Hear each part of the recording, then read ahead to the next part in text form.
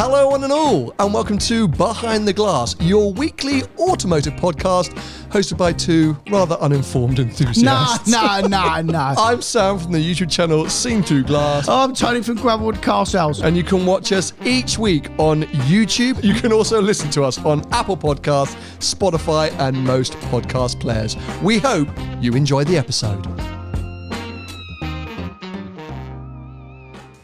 Now, you may have heard our postcard from LA last week, our little 10-minute teaser for the future LA content.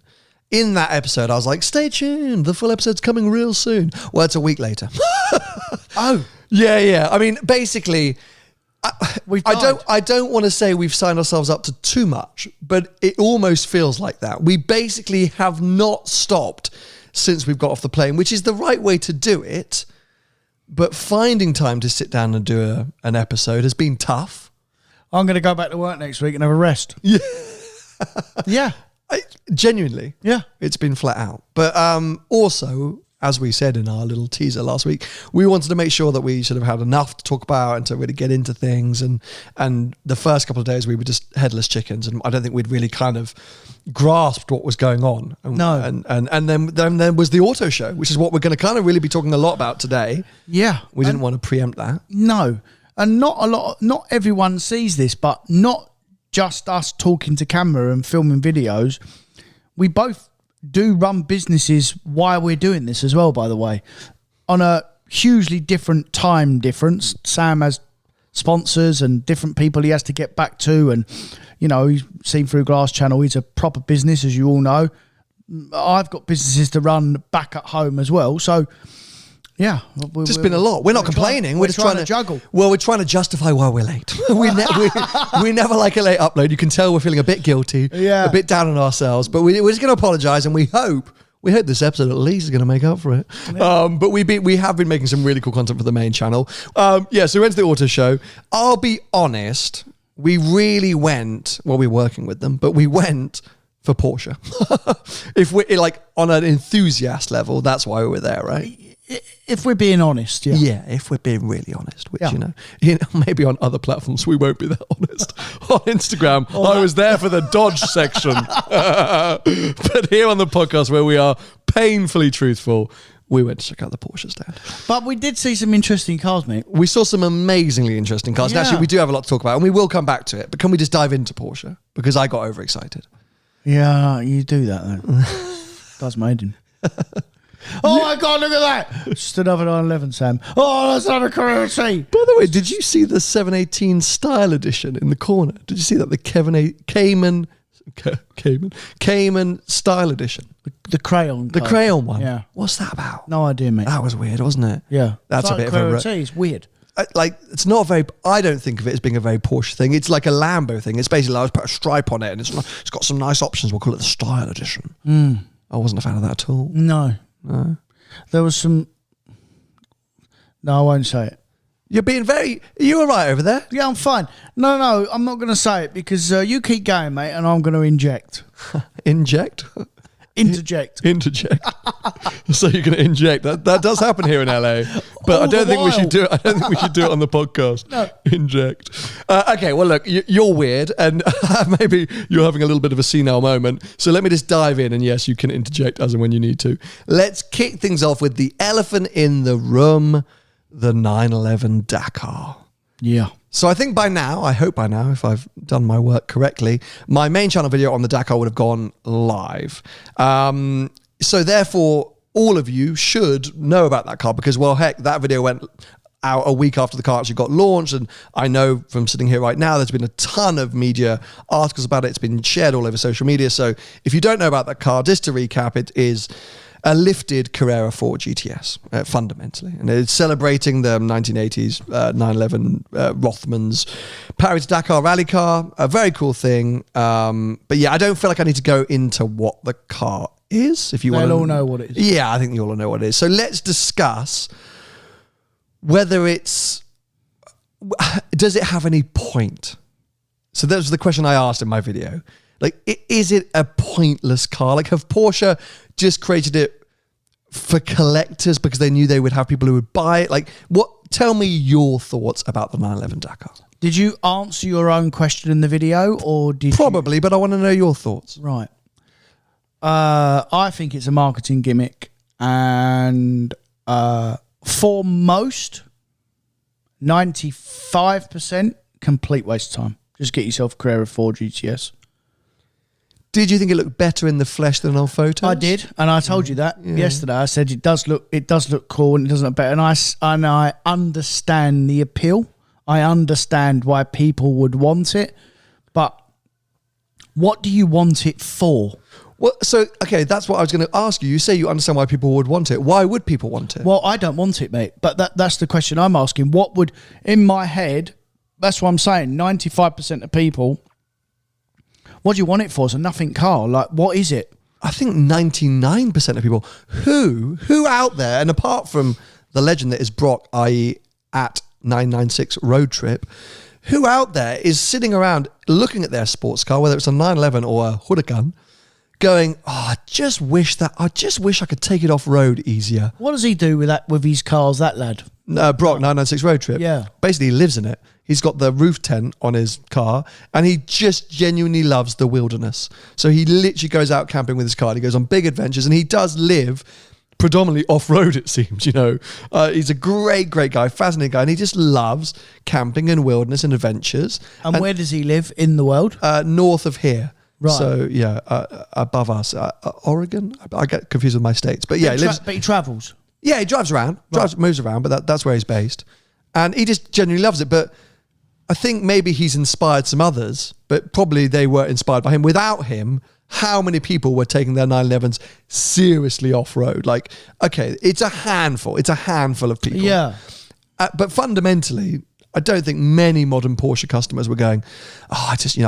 So Porsche woke up and went, right, this is becoming an Instagram trend that we should be jumping on, like, because they're not the only ones. We've got to talk about the Huracan Starato. Yeah. Is that out now? Has that been announced? Well, I think I don't know who was fighting. I don't know if Porsche were trying to get the jump on Lambo or Lambo were trying to get the jump on Porsche, but I think they have announced it. I'm sure they're not the same money, though. I'm sure they're different money, though. I'm sure the Lambo would be more money than that car. And in my mind, it's a different prospect. Worse. What, like a mid-engine Lamborghini off-road? Why? Yeah. At least a 911 has got a bit more of a shape to it, and you can jack it up more. I mean, and a history that they're celebrating. Yeah, I mean the Lamborghini is a full-on slammed supercar. I mean, what is that? And what's their history of taking mid-engine supercars off-road? Yeah, I mean, so why do these cars exist? That is my continued question. I think I did answer. The things that I said was, I don't want to knock Porsche for doing it, because kind of cool that they have. Like we shouldn't not encourage manufacturers to make out their wild cars. We often speak about the fact that most manufacturers are dulling their cars down, making them more and more bland, more and more accessible, and more like each other. So for a brand like Porsche to go out and build something as wacky and wild and pointless as the Dakar, I think is great. That I'm all for. But from the brand's point of view, from a money-making business point of view, is genius, because they've got everything there, mate. Everything is there. Suspension, chassis. It's a parts bin, isn't it? It's a parts bin car. Yeah. It's a little bit like the Carrera T. No, it's a way to knock me when I'm down. It is a parts bin car that they've made. It hasn't cost them any more money to make, really, I wouldn't have thought, than a Carrera S. Essentially, a bit more, but not huge amounts. And it's going to be double the money. So Carrera S, it's genius. I'm sure there'll be some well-read audience members or some enthusiastic audience members who will tell you you're wrong, who will say that they're... Tell me what they're like. They're the facts, mate. Because do you remember we saw those guys out on the stand putting their fists through the air vents and things? There'll be some development costs, of course, but... there'll be some R&D and stuff like that. And some of the bumpers are a bit more unique. Yeah, but mate, in general, everything is there. Yeah. They haven't got design nothing. They haven't spent 25 years seeing whether the windscreen wipers go that way. So, with all due respect, audience, I don't really care what you think. Yeah. You never have, mate. No, I am with you. I'm not disagreeing with you, but I'm just pointing out that there were some people on that stage who were acting like this was the mechanical engineering marvel of the century. I mean, they were looking at it in such an amazing way. So my question, I don't question Porsche. I don't question why Porsche have done it. Me too. My question is who buys it. Apart from I'm a Porsche collector, I want one of every single one they make. I'm on that list. I'll take it because it's a thing. Which is also fair enough, because who are we to tell someone what they are entitled to buy and how they drive it? If they just want to look at it because that's what they've decided to do, that's up to them. No problem. Absolutely. But my question is, who wakes up, aside from me, by the way, and we'll come back to this, who wakes up and goes, oh, I really want that car. And I want, of all the 911s, the one that I want is the one that goes off-road. The interesting question for me would be, first of all, you wake up and think, I want that car, because quite a lot of people will want it, but all for different reasons, mate. The real question is I want that car because I'm going to Finland in the snow. Sick. I'm going to Africa. Sick. In a, safari. Great. Whatever. Or I'm going to Dubai and the sand dunes. Fantastic. Perfect. Great trips. But perfect. Sounds like Drive the World 2.0. Carry on. Yeah. But if you're going to drive around Knightsbridge in it and not use its capabilities at all, again, who am I to tell you what to do with your car? It's up to you, no problem. But it's pointless. Yeah, and that's it. And I think get a normal 911. It will sell out. It's a Porsche. There's enough people know what. Yeah. Well, according to Porsche Guildford, not quite yet. Anyway, we'll come back to this. So that's the thing. They're only making 2,500 units, which is actually quite a lot. It is quite a lot. So they've obviously got the confidence that there'll be enough people out there, and I think there are enough Porsche collectors that will buy it. But yeah, that's my question: is did the world need off-road sports / supercars? Probably not. But I applaud the fact that they've been created, and for the one person. And Brock, I'm looking at you, 996 road trip, or at least I'm looking at myself in the mirror. For the one person who gets either the Lambo or the Dakar and actually goes on big adventures and does cool stuff, then I'm all for it. I think it would be great if Porsche announced that they were entering into some kind of event that had some kind of history, so that they had some factory supported team or something, and so that there was a homologation car. Or that there was something a bit more serious about it. I personally find the interior a massive letdown. Well, it's the same as any other 911. It's a GTS lightweight package. There's nothing else apart from a 911 Dakar badge. I think they could have done something more heritage spec. I think they could have thought more through it. I just think the interior just really is a letdown. But that's all. That's most 911s in general, mate. But not the Sport Classic. Beautiful interiors. Well, that's one out of how many different models of 911? They're all the same. But all the same. Even the GT cars, they're all the same. You can't do much, was more my point, because, okay, they're all the same layout-wise, but for example, let's say you've got a standard GTS, you can option a lot more different leathers and colours and two-tones and materials. At the moment on the configurator at least, and maybe they're going to unleash more, but I don't think so, it's literally black race tech.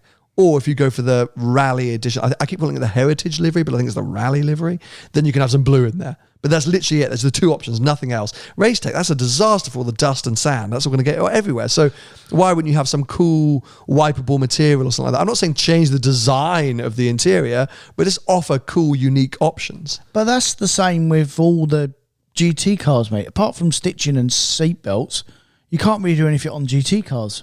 In the UK, you can't, but with the touring, you can do lots, especially outside the UK. Well, with the touring, what can you have? You can have Alcantara or leather. No.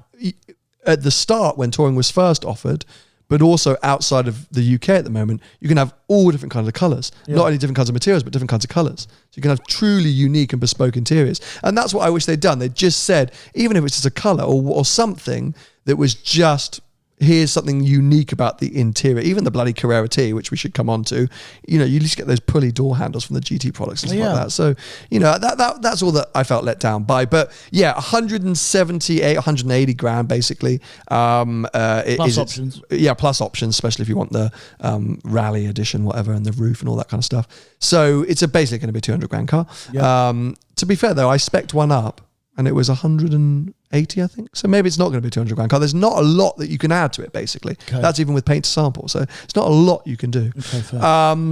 But yeah, 2,500 units. I did message Guildford. I did message Porsche Guildford and I said, look, I'm aware 2,500 units worldwide, you're going to have very few of these cars. And I was already lucky enough to get a GT3. I don't want to push my luck. But should no one want this car, I'm open to the conversation because I would get it and I would take it to all kinds of places. Yeah. I just think it would be a lot of fun. Yeah. Would I have it as well as a GT3? No. But this would be, I guess, as a GT3 replacement at some point. Because I imagine, when will that car turn up? They say spring 23, but unlikely. I mean, it's going to be summer. No, it's going to be too quick to replace the GT3. Anyway, look, let's see. If the car gets offered to me, then I'll have to think. But cool bit here. So I'm a fan. I know you're not really. So let us know below, comment section, if you're watching here on YouTube. It's not that I'm not a fan, mate. I mean, I'm a fan of all Porsches. I like Porsches in general. It's just for me personally, what is it? What's it for? It's for the mass. It's a bit of a pointless car. Yeah, no, fair enough. Well, from one pointless car to potentially another, first time for both of us seeing the new 3RS in the flesh. Yeah. It's what I expected, mate. It's all wings and gills and more or less dramatic than you thought. No, more or less. It's what I expected. As I spent my life in the previous one. They're all very familiar, aren't they? You get in them and it's all the same. It's all samey. A stripped out 911 with some toggle buttons on the steering wheel, and some more aero. But basically, it's what I had before. Important to say that we saw these cars inside quite a stale environment. I mean, there's a convention centre and quite a dark room with a lot of people. It was very dark. I actually think it was prettier than I thought it was going to be in the flesh.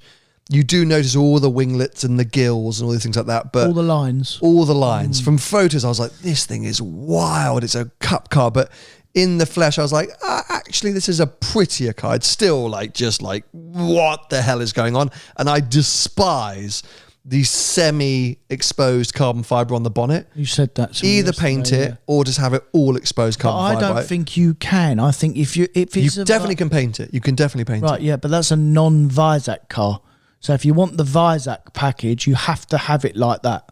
So if it's a non-Visac car, then it's painted, essentially, because the Visac's exposed carbon or part of the pack. Why is it not all exposed? Why it's like a trip? I just don't like it. Speak to Porsche. I mean, I should have asked that millions on developing it, mate, and designing it. So, well, I think they got it wrong. But yeah, so that to it. But otherwise, it looked good. I mean, some of the details you notice, the active rear wing. You see the little movements and the pistons and things like that. Mad, very cool, but cool to see in the flesh. And I say a prettier car. Carrera T, you mentioned it already. Funnily enough, annoyingly enough, they're doing the international press drives of that car here right now.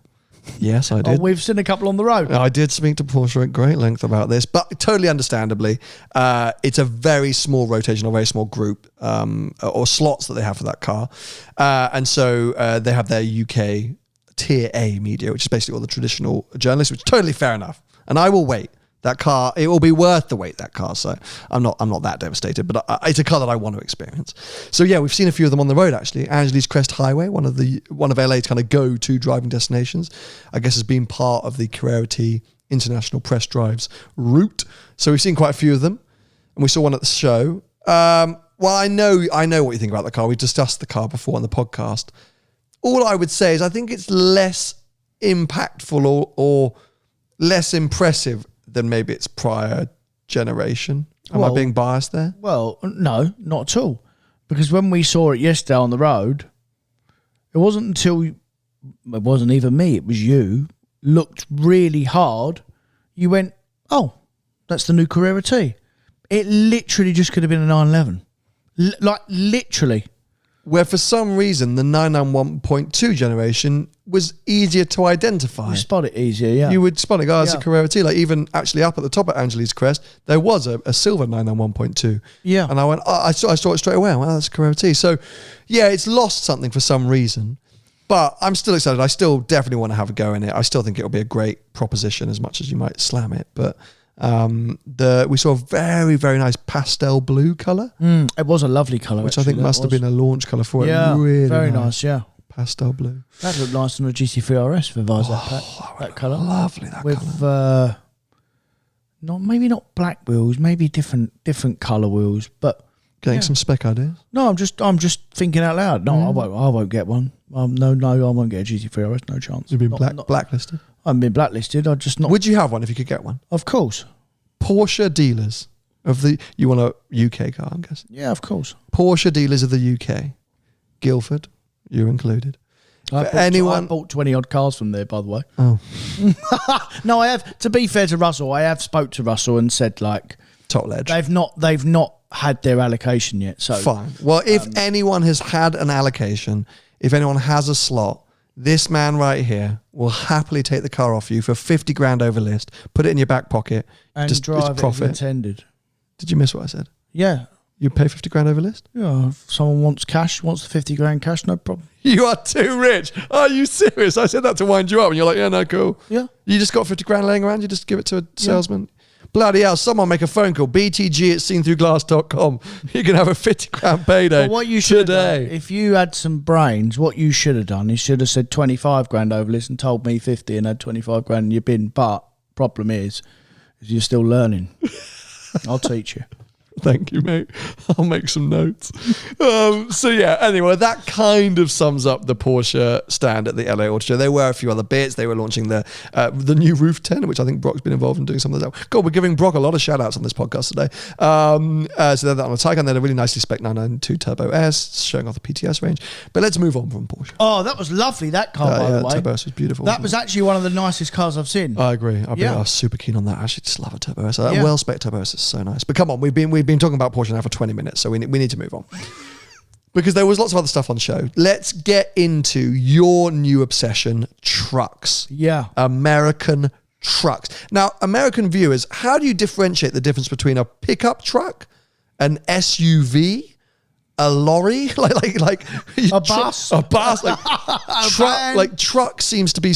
I think majority of the stuff does seem to be a pickup truck, a flatbed truck or whatever you might call it. Yeah. But of course, we've been cruising around in the Escalade. That's I think a truck as well. Do you call that an SUV? Like what? No, that's an SUV. I think that's an SUV. I mean, in my book, it's an SUV for sure. So we're calling trucks pickup trucks. Yeah. A truck is a flatbed pickup. Yeah. So like an Amarok that we'd get in the UK or a Ford Ranger, not an F-150. Yeah. Okay, so where does your obsession lie? Are you into the trucks or are you into the big SUVs? Well, I like that thing that we got. The Escalade V-Series. That Cadillac for driving down highways and using day-to-day as a bit of a family car as well. It's fine. It's perfect. I mean, we're going to do a video on this, aren't we? Yeah, absolutely. Actually, straight after this. Okay, I won't talk about it, but the price is a question mark for me. But the trucks, I assume they'll drive very similar. The pickup trucks, maybe not quite as well because they have different suspension. They'll have, they should have leaf spring suspension, so you can load them up as opposed to normal car suspension. That Cadillac might even have air suspension, which is why it probably glides down the road. The trucks, the pickup. It does. Yeah. Because I can adjust it. Yeah, there you go. So the pickup trucks definitely won't have that. I wouldn't have thought. We'd need to have a look. But they're a lot cheaper. The trucks. The trucks, yeah. They're just like, for me, it's just a signal of America. It's like a black cab or in London, a red bus in London. Yeah, Yeah, it's like you'll know, mate. And I've obsessed over the yellow school buses in America. Yes, I've gone mad. Every You've time gone I've mad. seen one. School bus. Because although I'd never seen one before, they're so familiar. So iconic. So iconic as well, yeah. And the pickup trucks are the same. And they're so cool as well, like all blacked out and jacked up, massive wheels and massive, great big grills. When we've been following, you can see them a mile off coming from and towards you.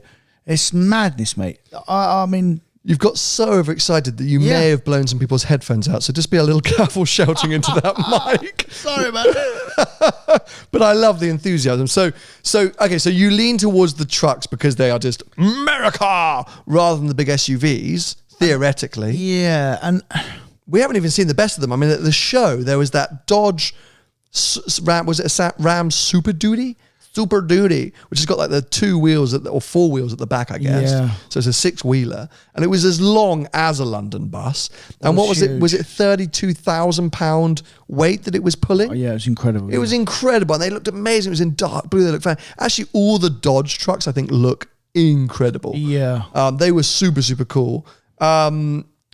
What was my point before that? I don't know, but I'm saying so you lean more towards the trucks than the SUVs? Well, I haven't driven them. I don't know. Which, by the way, can I apologise for that? That's a little bit my fault, only because this week I thought a truck would be less practical for us because of all my camera gear. You know, I wanted to have the security of a big boot and things like that, and also if we had to pick people up and things. And I know they will only double cabs, but I did want to try and arrange a truck for you, but.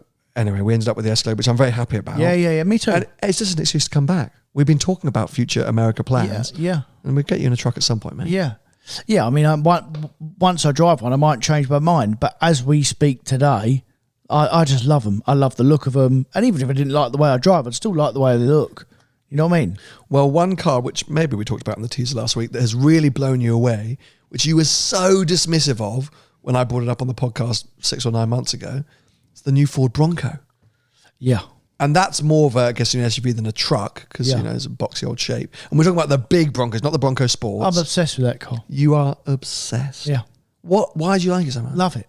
Just what? Like, because it's like... No, because it looks like a truck from the front, but it's not, it's an SUV.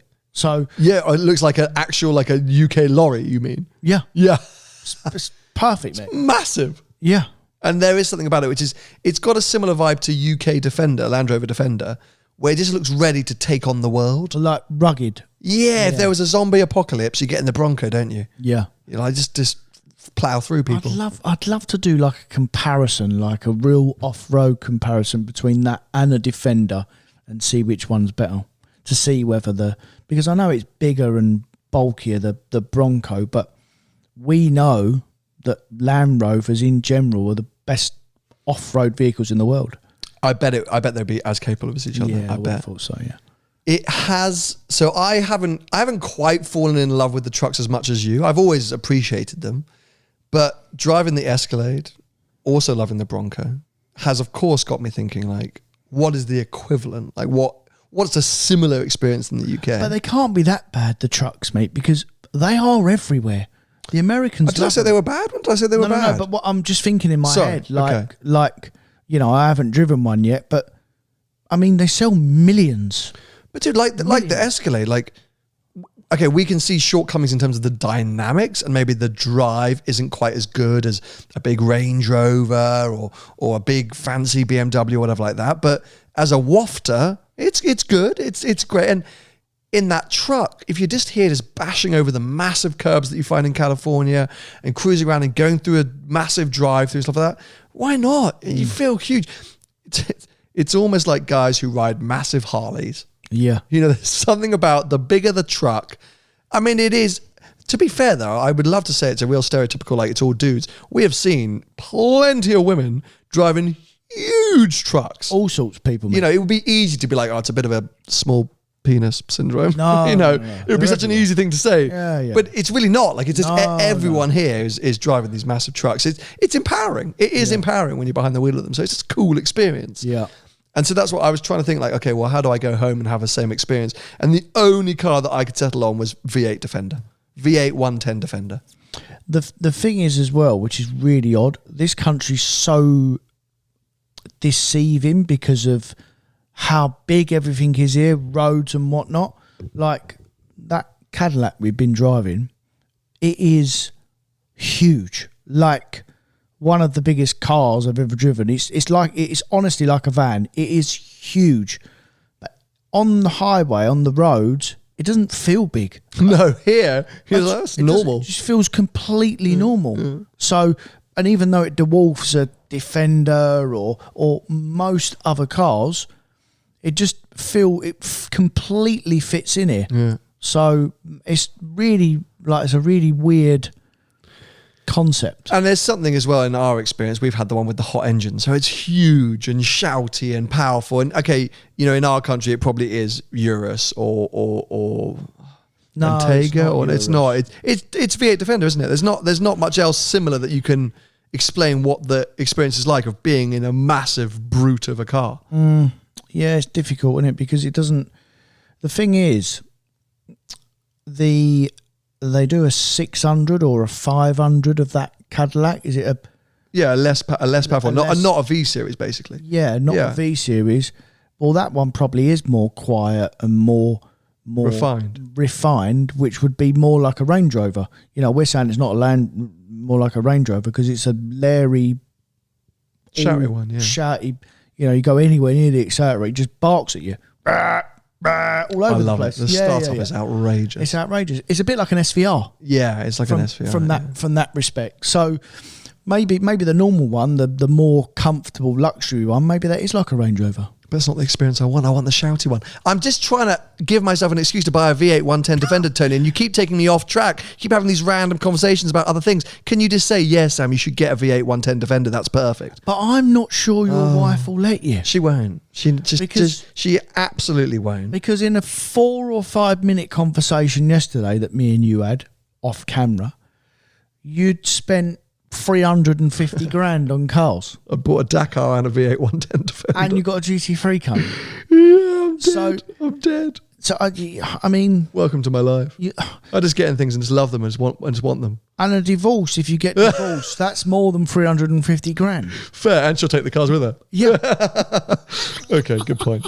Okay, so let's move on. What else did you see at the show which you remember standing out to you? What caught your eye? Well, we saw that Corolla thing. Oh, yes. So the Toyota GR Corolla. Yeah. Because here in the US, they don't get the Yaris. GR Yaris, hugely popular hatchback in the UK. It's too small for this country though, right? Too small. We'd figured that out. Yeah. So they get the Corolla instead, 4-door version. I think the proportions make way more sense. For me, that's the one thing that's held the Yaris back is I just think it looks a bit too squished, like those big flared rear arches. Like it's never quite worked for me, where I think the Corolla looks incredible. Okay. But we're not getting the Corolla, so it's a sort of a bit of a non-plus conversation. But what did you think about seeing it? Don't compare it to markets. For here in America, what did you think about it?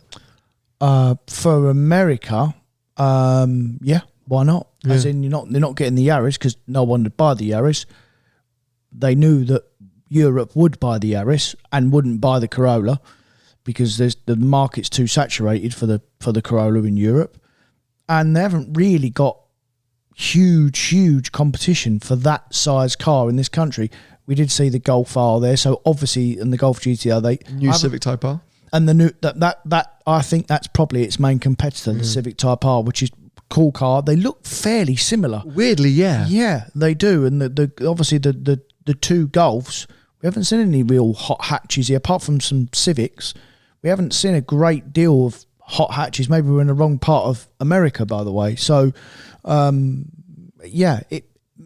that caught my eye, that car, in terms of I completely understand why it's here and not in the UK, and vice versa for the Yaris. It makes complete sense. Yeah, good looking car and good looking formula, as we know from the Yaris. Yeah. What about the new Z, the new Nissan Z? Yeah, again, similar to the Corolla, mate. Cool for here, as in... But do you not... Sorry, I interrupted you. No. I know what you're going to say. Why don't we have it in the UK? I would buy that car, but you would be the only one.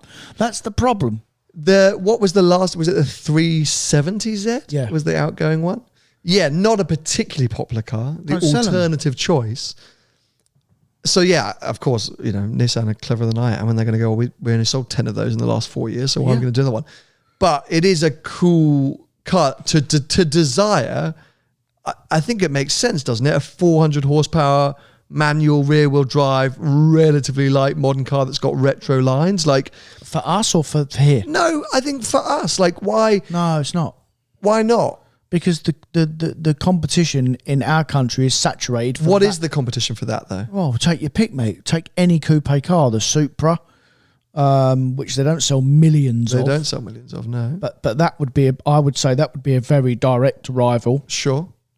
The Z4, although it's convertible, the BMW, yeah, which they do sell enough of. If you're going a little bit more practical, you'd have an M car. Okay. M2? Is that a bit too, too pricey these days? Yeah, no. But that's about right. The C43 is probably in that bracket. Mate, the list goes on. Yeah, but Audi S5. I would assume. I think the cars that you mentioned are probably going to be a lot more expensive. My thought being, as a potentially more affordable driver's car, you've also got the new GR86 as well that we did see, which I think is a very boring looking car, but that sells in our country. That does sell in our country. Yeah, it does. Supra and Z4, I think you've hit the nail on the head, and I overlooked. But I just think I actually don't know what the price would have been of the Nissan Z. But let's say it was sub 50k. There's not a load of 400 horsepower sub 50k sports cars. The biggest problem as well with that 50k-ish market in the UK coupe market is hot hatches. That's the biggest problem, because they don't buy a lot over here. We buy millions of hot hatches of UK.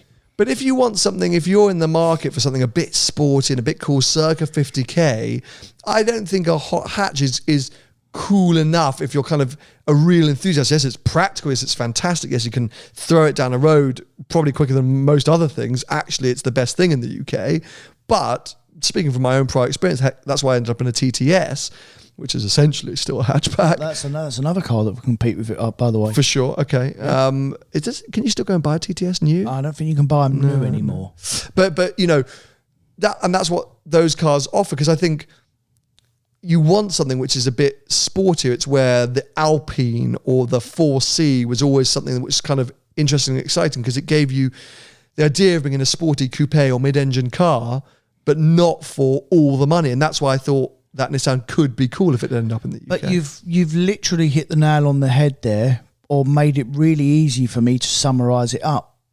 They don't sell any of them Alpines. Sell them. They don't sell that Alpha anymore. They just don't sell it anymore. Yeah. The TT, which was a very, very good selling car in our country, they don't sell it no more. Yeah, fair. So for a particular specific person... Me.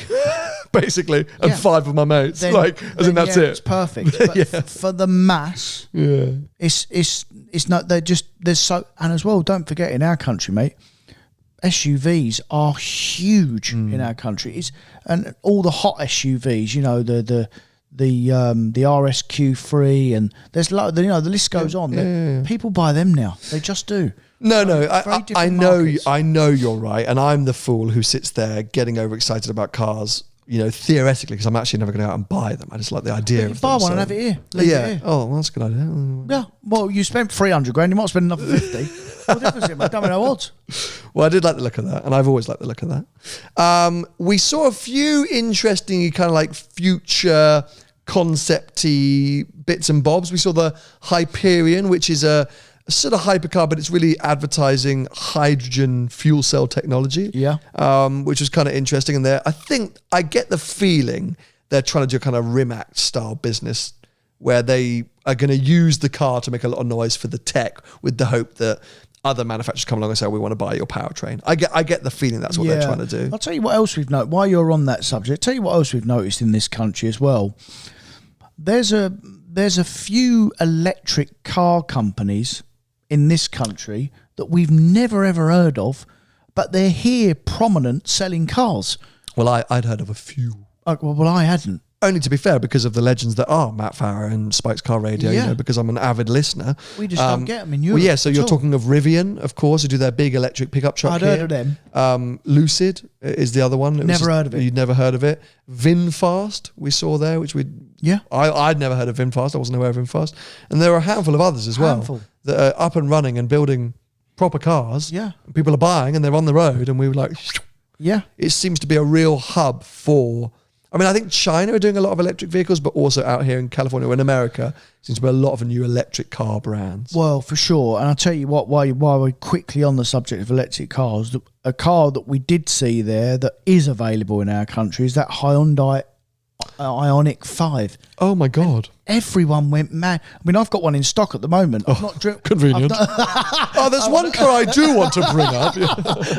I've not driven it yet, but Okay. I have a friend of mine that uses one every day, and he says it's amazing, and it's obviously well received in America as well, because it's a car that's been out a little while, a year or so. People were all over it, mate. Yeah, we've seen quite a few of them on the roads. Yeah. And on the stand at the show, people were non-stop all around. There was always a crowd. It was a bit like the Amira at Goodwood that year. There was always a crowd, always a buzz, people getting in and out of it.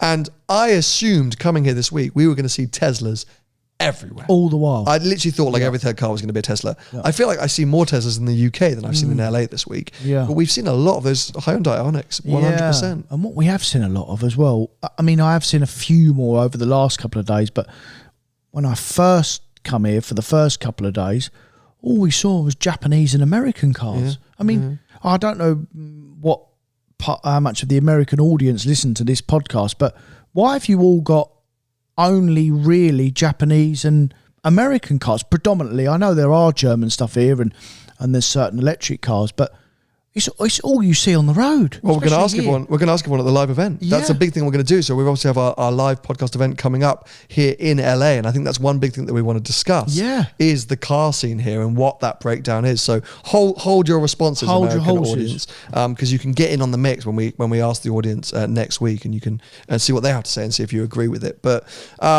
yeah, so we saw what other sort of future concepts? We saw that charge cars thing, that Mustang sort of esque project, that electric vintage classic looking Mustang, which was a ground up build. It's not a resto mod. It's kind of a fresh new car, but it's got the lines and the body and the shape of a classic, I think, 60s Mustang with a load of sort of driver focused tech.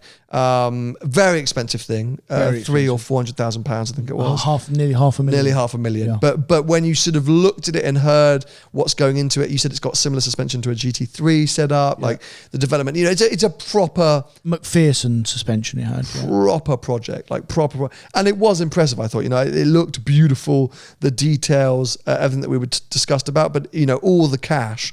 It'll be interesting to see what happens with them. But for sure. but it has to be all the cash, mate, because of the money that they would have spent to try and develop that car, and they're only making 500 units. You're right. Yeah. So it's got to be a lot of money to try and make some money or try and get some money back. So it's not like a Golf where they make millions and millions of them, and you know, over a period of time as the models being delivered, they start to get their money back. You know, so they don't get their money back straight away. No, good point. And we've had that discussion before. And even though it's not a resto mod, anything that's like the small production, whatever, they've got to charge a lot of money, which is a shame because it's a cool thing. So you know, it changes, makes it targeted at a certain group of people. Yeah. What about that Solo thing? You remember that? The little pizza delivery city?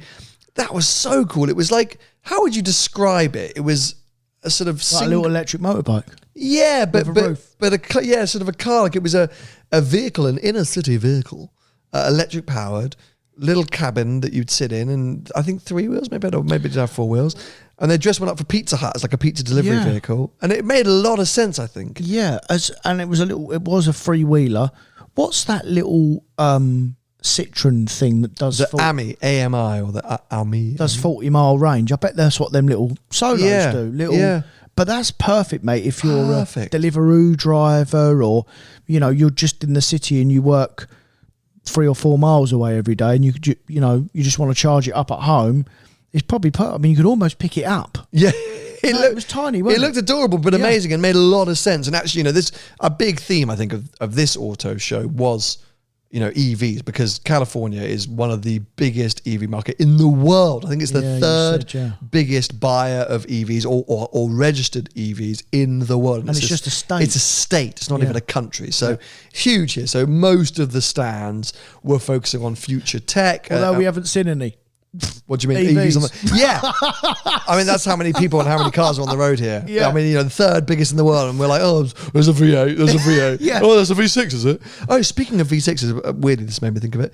Genesis, what about that amazing Genesis concept thing, that beautifully sculpted, I can't remember what they called it, but remember we saw on the Genesis stand, it was that kind of green, roadstery, it was really pretty. We went over to the stand and said, look at that. Did we? Yeah. Oh, well, clearly it didn't make an impact on you, but I think Genesis cars are very, very good looking. We saw one up at the Angeles Crest and he had a big old V6 in it. You know what they remind me of? They remind me of a bit of the Infinity. Do you remember Infinity? Yes, you're so right. Yeah, they're similar vibe. Yeah, we don't get them in our country anymore, obviously, but I think they're still here. I think you still get them. You can still get them. It's a big American company. So you've missed one. What have I missed? The F-150 Lightning. Oh my God, yes. So because of Tony's obsession with the Bronco, we went and did the Bronco experience, which was super cool. Mega. Super cool. Like we both absolutely pooed ourselves, but had a great time. But whilst we were doing that, they were running alongside the F-150 Lightning experience, which is the electric F-150, one of the world's best-selling vehicles. And Icon, this is now the world's best-selling vehicle. I couldn't remember, so I went for the safe one of. But yeah, this is the electric version, which Joe Biden helped to launch. President Biden. Did he? Oh no, I've done my American accent again. Everyone's going to turn off. Sorry, guys. Yeah. I fell into that. I might just drop the mic now as well. Let's just go home. Go. But yeah, and it's a really impressive thing actually, because Ford, well, they know what they're doing, but the way that people use trucks in this country is beyond just driving to Starbucks. Oh yeah. People live off their trucks and power businesses from their trucks. And so by going electric, they knew that it had to be able to offer that. So it's got a whole separate power supply, its own other battery generator, and all this crazy stuff. Yeah. But they were doing launches, weren't they? Launch control. Demonstrate how bloody heavy and huge that thing is. It takes off. What happened the first time it went? Do you remember? It was like a stabbed rat the way it drove off, wasn't it? You went, oh my God! What? Because I wasn't really paying attention. I just saw this thing go. Yeah, and I looked and I just saw this F-150 hurtling. It's indoors. This is an indoor test track. Yeah. I was like, oh, something's gone wrong. Someone's about to die. Something's gone wrong. But he was just doing a launch control. And then we saw that they put like 4 or 5 lads in. They went around the little thing and the lights went bing, bing, bing, bing. And he just went. But it is concerning, mate, when they're that fast, them things, because in general, pickup trucks, especially in our country, they're really don't go anywhere. Don't go anywhere in terms of speed? No. Yeah. They're just not. Slow diesels. Yeah. I mean, that flew, mate. It flew. Yeah. Like easily sports car. Yeah. Oh, acceleration. Yeah. The torque must be insane. In a 3.5 ton truck. I mean, it's not funny. Well, it could easily go wrong, couldn't it? Yeah. I don't know what they priced it at, but it's a good looking thing, and it's been interesting. We've always, we've spoken a lot about electric vehicles on this podcast. Have we? Yeah. When? When was that? We've been very vocal about them over the years, but it's been quite interesting being here and meeting different companies and talking to different people and understanding what the perception of EVs are here and seeing the different applications of it at the auto show. And, we've long said that we're not sitting here going, EVs don't make sense at all, that there's no use for them in certain situations for sure.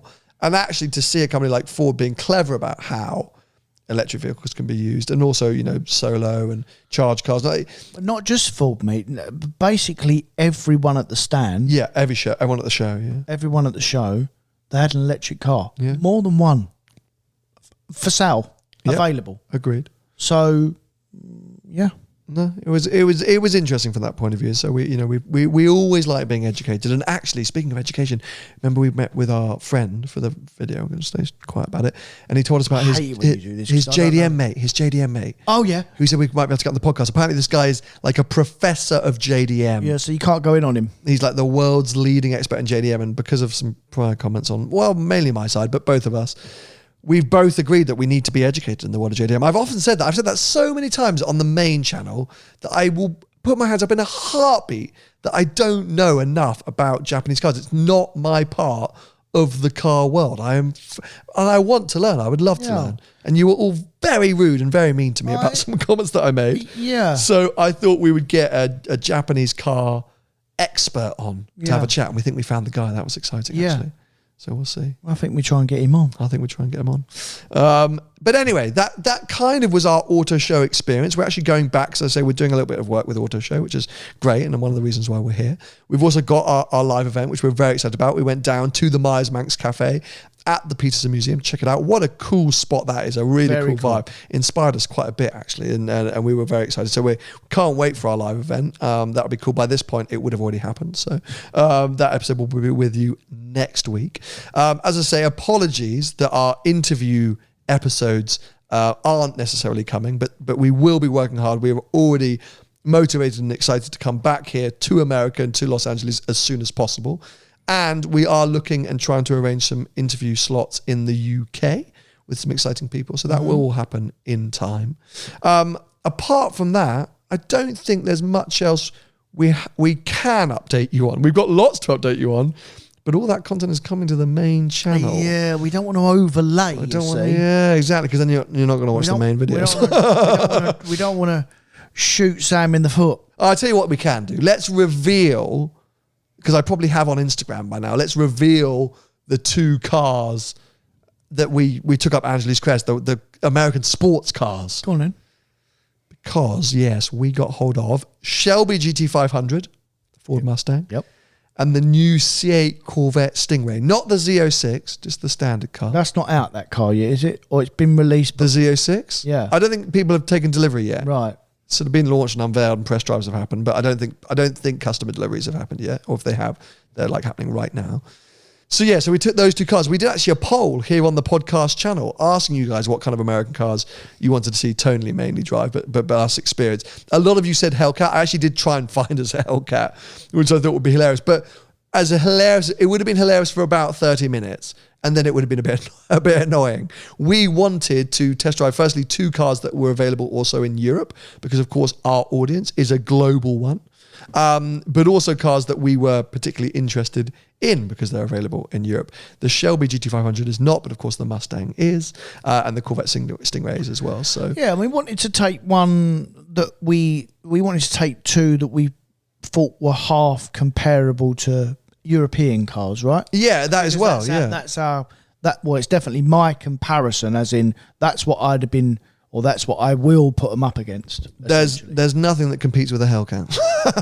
If you're American, you know what I mean, and if you're not American, I'm sure you can imagine. So those are our 2 cars. So more to come on that. When's that going out? When are we doing that?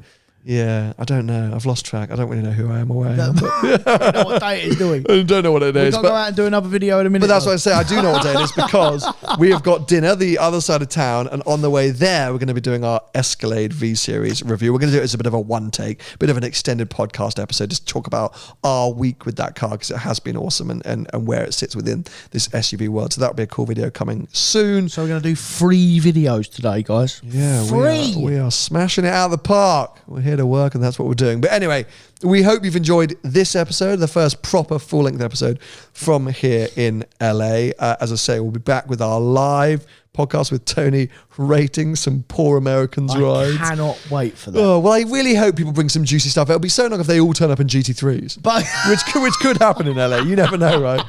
Hey, we know you love a Porsche. Oh, I'm doing the accent again. So, hey, we know you love a Porsche. We bought your favorite car. That would be so nice. Someone did text me saying, oh, Sam, can I bring my 360? I said, no. I said, bring a Camaro. Bring a Pontiac Firebird. Can you imagine if everyone turned up in Caymans and M2s? Oh my. At that point, we'd never do a live event again. But yeah, so we're very excited for that. If you want to get more of a sneak peek or a tease on any of the stuff we've been up to, head over and check out our Instagram pages, because we've been posting content from whilst we're here. Tony's at Tony Gravelwood Car Sales on most social media platforms. I'm at Seen Through Glass on most social media platforms. Subscribe now if you're watching here on YouTube. Turn on notifications, and also keep following us if you're listening to us on audio platform. Post our live event from here in LA. We have a big announcement coming actually for some more exciting things happening to and around the podcast in the future. So make sure you're staying tuned and keeping your ears and eyes open for that. We'll be back with you with another episode next week. Bye-bye. See ya.